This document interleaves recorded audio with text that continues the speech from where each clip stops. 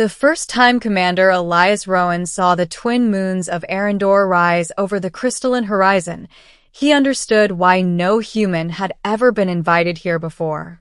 The planet shimmered like a living jewel. Cities of pale silver spiraled toward the sky, their edges glowing with bioluminescent veins that pulsed in time with the planet's magnetic storms. Airships drifted silently between spires.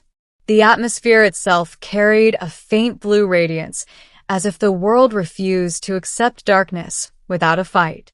Arendor was the heart of the Kithari Dominion, a civilization older than humanity's recorded history. They were brilliant, elegant, and impossibly proud. And for the first time in 10,000 years, they were losing a war. Elias stood alone in the grand reception hall, armored boots echoing against a floor that looked like polished starlight. His black Terran military uniform felt almost primitive among the flowing silver robes of the Kithari Council. At the far end of the chamber stood the two women he had crossed half the galaxy to meet. Princess Saralith, General Vaelira. One wore silk and starlight. The other wore war. Saralith's skin shimmered with faint opalescent patterns that shifted like constellations beneath the surface. Her silver hair fell in waves to her waist, and her eyes, bright violet, studied Elias with open curiosity. Vaelira was different.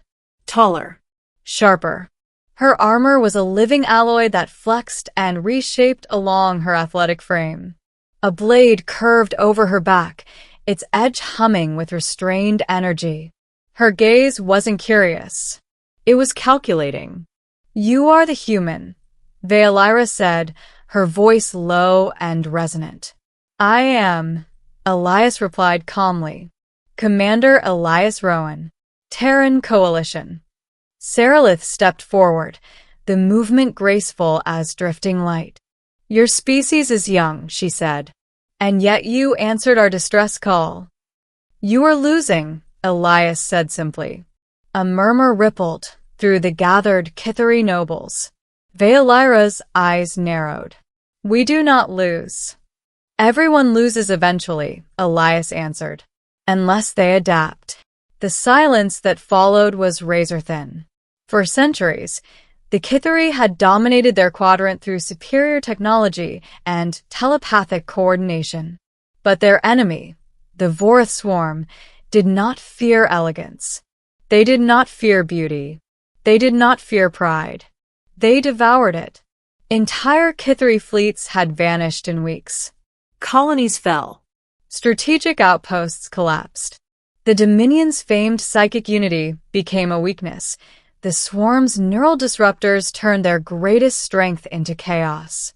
Humanity, however, was different. Humans were not unified by telepathy. They were unified by stubbornness. "You claim you have a strategy," Saralith said gently. "One our admirals have failed to conceive." "I do," Elias said. Vaelira's jaw tightened. "And why?" she asked coldly. "Would a species barely capable of interstellar travel believe it can succeed where we have failed?" Elias met her gaze evenly. "Because you're fighting the wrong war." That night would become legend. But at its beginning, it was nothing more than three figures in a war chamber overlooking a dying star. The Vorth swarm had encircled the outer Arendor system. Organic warships the size of moons pulsed with grotesque life, their surfaces writhing with weaponized growths. They adapted to every Kithari energy signature, every formation, every pattern. The Dominion relied on perfection. The swarm fed on predictability. Elias stood before a holographic projection of the battlefield while Saralith and Vaelira watched. "You fight like artists," Elias said, gesturing at the elegant arcs of Kithari fleet formations. "Symmetrical, harmonized, coordinated." "It is efficient," Vaelira snapped. "It's beautiful," Elias corrected. "That's the problem." He expanded the projection, overlaying Terran battle simulations, chaotic clusters, feints, staggered retreats, unpredictable strikes. We don't fight to look good, Elias continued.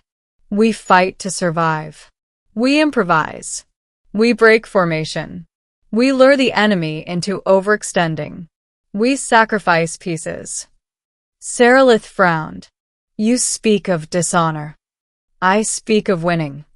Veilira's eyes flashed. We do not sacrifice our own. Elias met her fury without flinching. You already are. Silence fell again. Outside the chamber window, distant flashes marked another collapsing defense line. Saralith stepped closer to the glass. Every hour we delay, more of my people die.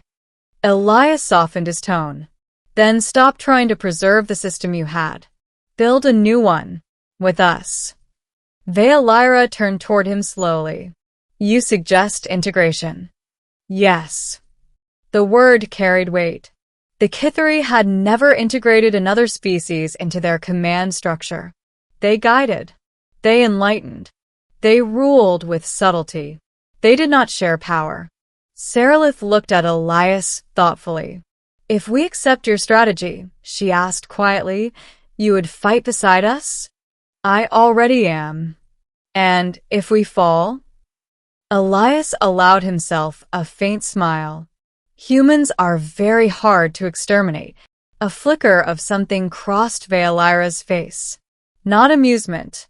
Recognition. The attack began sooner than expected. Vorath vanguard organisms breached the outer defense grid, slamming into Kithari stations like living meteors.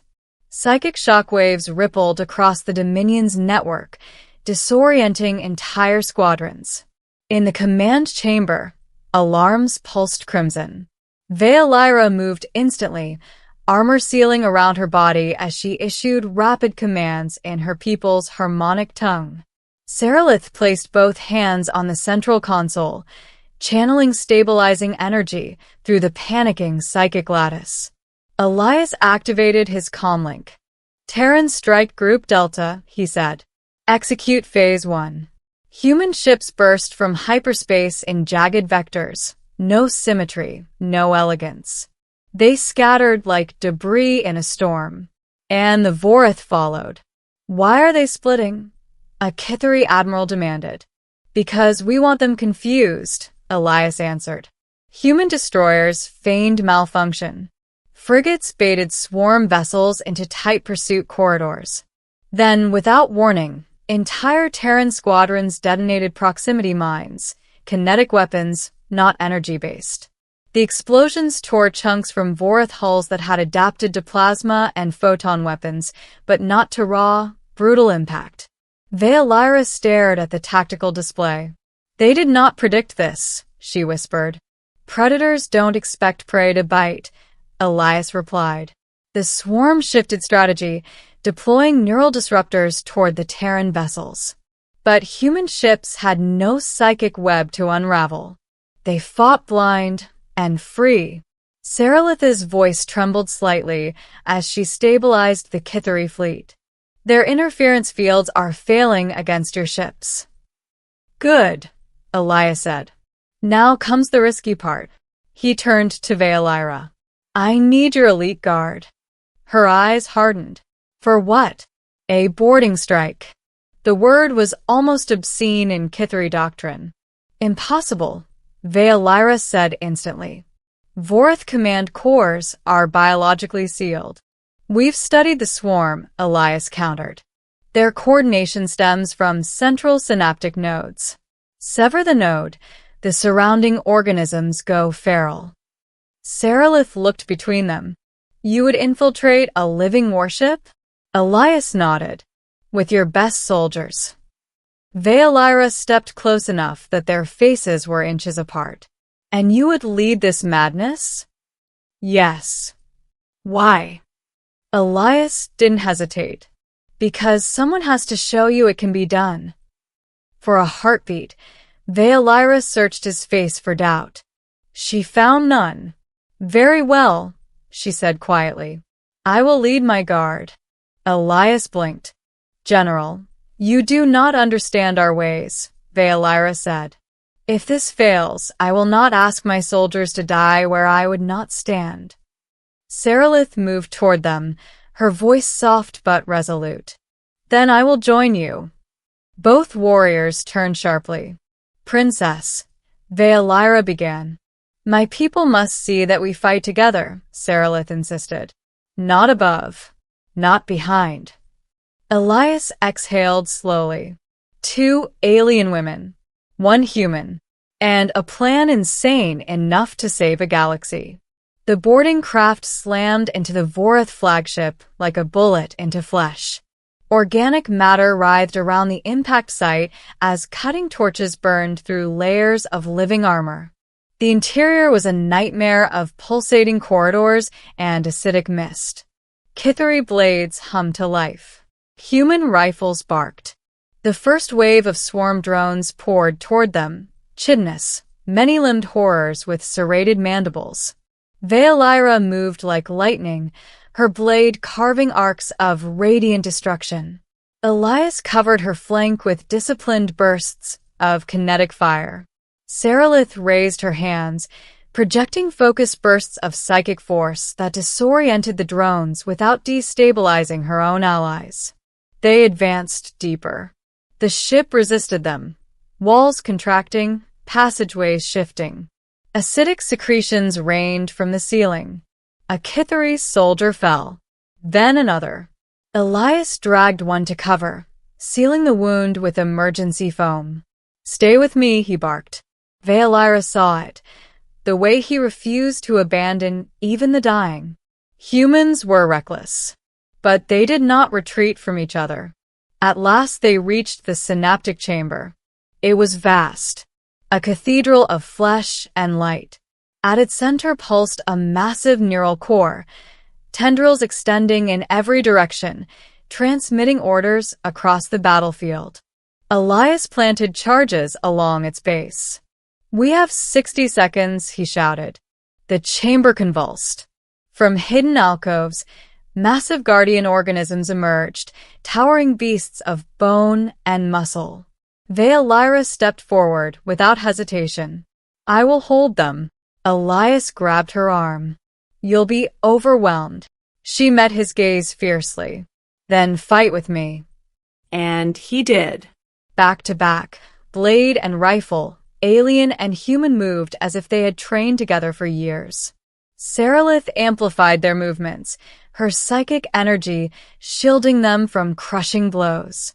One guardian crashed down. Then another. The timer on Elias's detonator ticked toward 0. Fall back, he shouted. They sprinted for the extraction point as the core began to destabilize. A final guardian lunged, too fast. Xylosian turned to intercept, but Elias shoved her aside, taking the impact full force. The creature's talons tore through his armor, sending him crashing into a living wall. Elias, Saralith cried. Xylosian roared, a sound of pure fury, and drove her blade through the guardian's skull. The synaptic core detonated. The flagship convulsed, its internal coordination collapsing into chaos. Human and Kithari fleets watched in stunned silence as the Vorith formation disintegrated, ships turning on each other in feral confusion.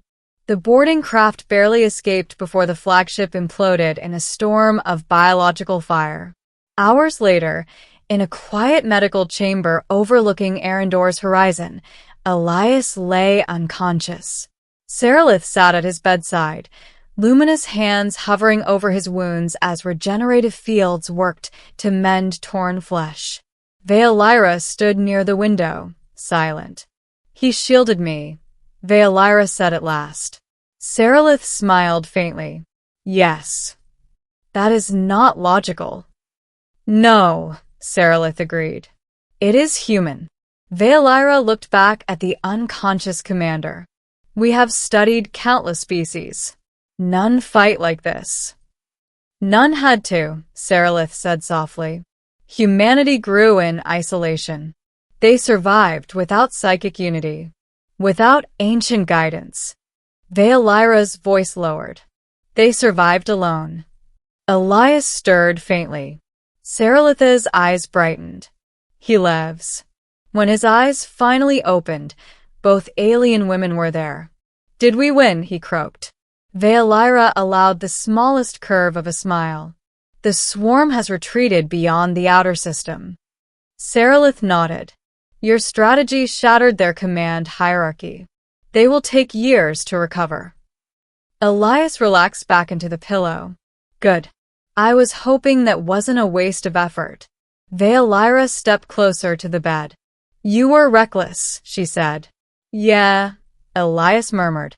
You defied probability. Frequently. She studied him, then spoke the words that would echo across history. You have changed our understanding of strength. Saralith reached for Elias's hand gently. The Dominion Council has voted. Elias blinked. That sounds dangerous. Saralith's laughter was like chiming glass. It is unprecedented. Veolyra's voice was steady. From this night forward, humanity will stand as equal allies of the Kithari Dominion. Elias stared at them. You're serious? Yes, Saralith said. We will share technology, strategy, governance. Veolyra inclined her head slightly. And we will adapt. Outside the chamber, the twin moons rose once more, but this time, the planet did not feel fragile. It felt reborn. Historians would later call it the Night of Three. 2 alien women. 1 human. A boarding strike that defied doctrine. A battle that shattered an empire of terror. But what truly changed the galaxy was not a single explosion. It was a decision. The Kithari chose humility. Humanity chose courage. And together, they chose something greater than pride. In the years that followed, Terran unpredictability merged with Kithari precision. Fleets became dynamic. Strategies became fluid.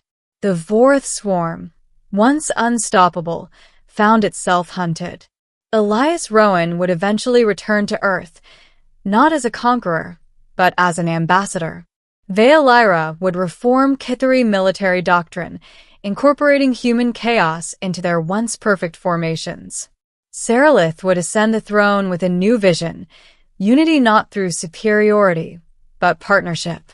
And whenever scholars debated the turning point of the galactic war, they always returned to that single night.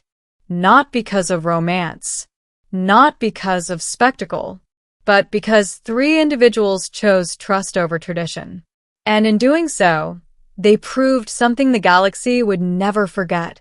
Humanity's greatest weapon was not its technology, not its ships, not even its stubbornness. It was the willingness to stand beside others in their darkest hour and refuse to let them face it alone. Under twin moons and distant stars, a new era began. And the galaxy was never the same again.